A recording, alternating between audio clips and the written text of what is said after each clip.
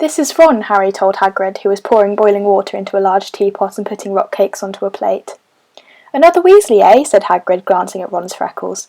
"I spent half my life chasing your twin brothers away from the forest." The rock cakes almost broke their teeth, but Harry and Ron pretended to be enjoying them as they told Hagrid all about their first lessons. Fang rested his head on Harry's knee and drooled all over his robes. Hi everyone! Today we're going to be baking Hagrid's famous rock cakes from Harry Potter and the Philosopher's Stone. As you might know, I've been reading Harry Potter, so I thought this would be a really fun baking video to do. And here I am just tying up my long hair, so if you've got long hair like me or Hagrid, make sure it's tied back, because you don't want to be giving anybody hairy rock cakes. I don't think that would be very nice. Firstly, I'm going to preheat the oven to gas mark 6. Definitely get a grown-up to do this for you.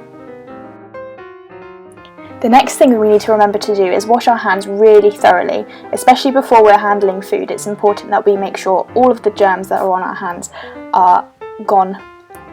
Make sure you've taken all your jewellery off as well and you're not wearing anything on your hands, and scrub every part of your hands.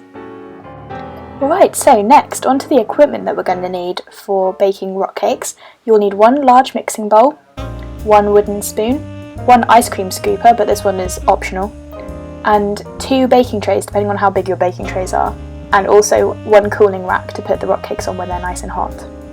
The ingredients you'll need: 400 grams of self-raising flour, 150 grams of butter, 150 grams of currants. You can eat the currants, but I wouldn't recommend it, they're not very nice on their own. 150 grams of caster sugar, 2 medium eggs, 75 millilitres of milk, 1 teaspoon of ground cinnamon, a bit of freshly ground nutmeg. Whole nutmeg looks a bit like this, and you use a grater to grate it, and it smells really nice and fresh, and makes your cakes taste extra good too. And 1 teaspoon of ground ginger. You will also need Demerara sugar for sprinkling. Okay, now down to business. The first thing you want to do is get your flour and pour it into the large mixing bowl. And then do the same thing with your butter or margarine or whatever you've used. I've used stork because it makes cakes extra fluffy. This next part is probably the part that will take the longest, and what we want to do is get your fingertips and rub the butter and flour together in the bowl. So you can see how I'm getting my fingers and kind of smooshing it all together, making sure I'm rubbing the butter into the flour.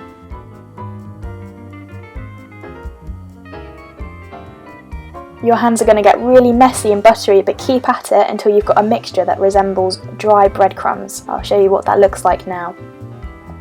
Okay, so next you need to pour in your dry ingredients: your sugar, your cinnamon. Oh, I dropped my eggs, so I'm putting them safely in a bowl so they don't break. Your ginger, your ground nutmeg, your currants, and then we need to grab our wooden spoon and mix up so it's nice and well incorporated into the mixture.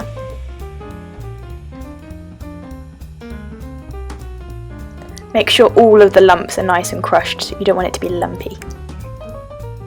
The next thing we're going to do is create a little well in the middle of our flour mixture and pour your 2 tablespoons or 75 millilitres of milk into the middle, and then grab your wooden spoon and kind of mix in from the edges into the middle so that the milk is really well mixed in.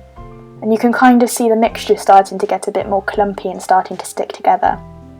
But we need a little bit more wet ingredients, and that's where our egg is going to come in. So now we've got to beat the eggs. Cracking the eggs is a bit tricky, as you can see I'm struggling here. So you might want to get a grown-up to help you. And we want to crack the eggs into a bowl. Make sure you throw the eggshell away straight away.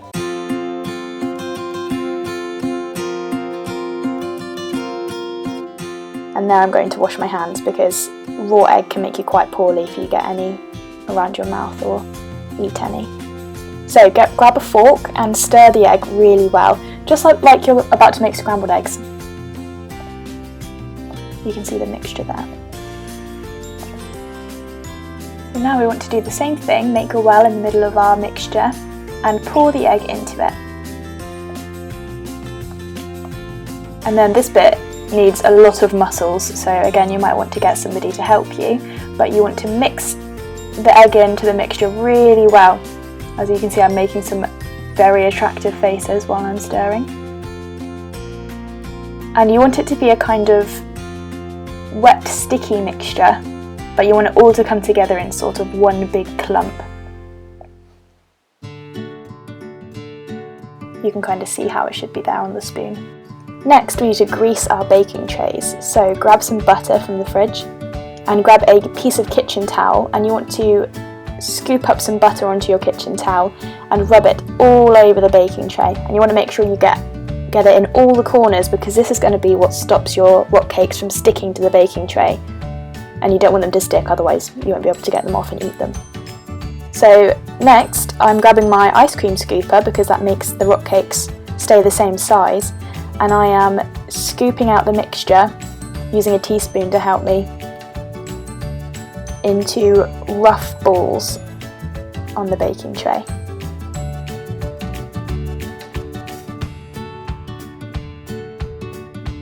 Here I am doing the second tray. And this mixture has managed to make 18 rock cakes, but obviously it depends on how big or small you want to make them. And here they are, they're almost ready to go into the oven, but we need to add one finishing touch.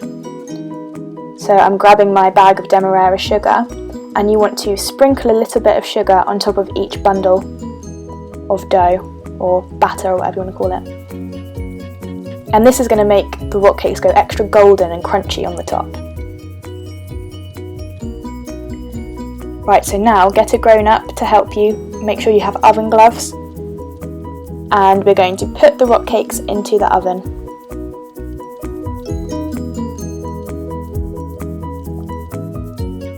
Unfortunately, my oven's bulb is broken, so I can't show you really what they look like. And I'm setting the timer for 15 minutes.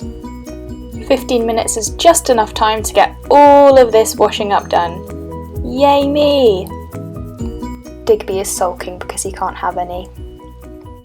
After 15 minutes they still weren't quite golden brown, so I gave them a little bit longer in the oven. Here they are, looking lovely and golden, fresh out of the oven. So we need to put them onto our cooling rack. You have to be so careful not to touch the tray as they're going to be really hot, but grab a spatula, like this one, and scoop them onto the cooling rack. Oh, one fell. Here is a close-up. Hopefully they're a bit nicer than Hagrid's ones and don't taste like actual rocks. Obviously, as you're the chef, you have to taste them first to make sure they're good. Now, rock cakes go notoriously well with a lovely cup of tea. So that's what I'm doing right now, boiling the kettle, grabbing the tea bags. Yep, very controversially I put the milk in first. I'm sure there'll be some people who don't like that at all. But that's the way my mum taught me how to make tea, so that's the way that I make it.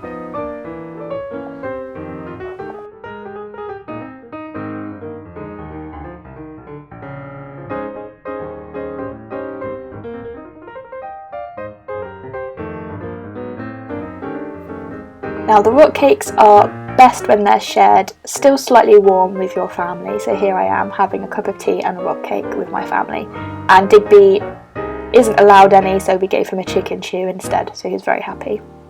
Anyway, I hope you enjoyed that video and you're going to have a go at making your own rock cakes. So stay safe, have fun, and I'll see you next time. Bye!